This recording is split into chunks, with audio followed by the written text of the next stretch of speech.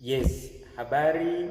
Kwa majina naitwa Dr. Mbilinyi na hii ni Mbilinyi Online Academy.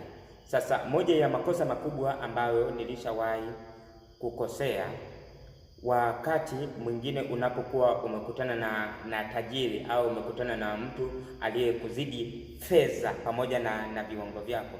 Sisi mara nyingi sana watu baki tunapokutana na matajiri au na mtu ambaye amekuzidi viwango vya fedha, huwa tunatamani kumuomba fedha au kumuomba hela ya chakula. Hivi hapo ni vitu mojawapo ambavyo vimekuwa vikiwakela watu waliofanikiwa. Mtu aliyefanikiwa, kitu ambacho waga hazingatii ni masuala ya chakula. Yaani masuala ya chakula kwake ni out of fit. Umeona, ni out of fit.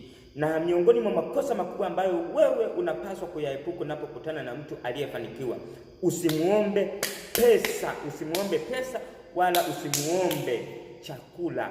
Umeona, unapokutana naye muulize kuhusiana wewe ni kivipi umefanikiwa, ulifanyeje, ulitumia mbinu gani, kwa nini uko hapo, ulifanyeje mpaka ukafika hapo, ulianzaanzeje, umeona, mpaka ukafika hapo.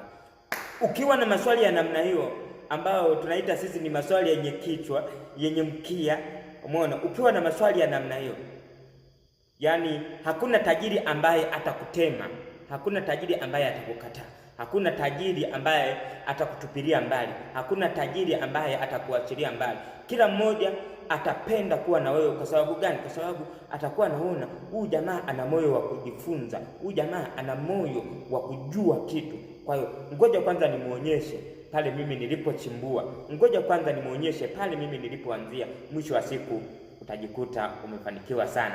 Big up sana, asante sana. Naomba ucomment hapo kwenye hiyo.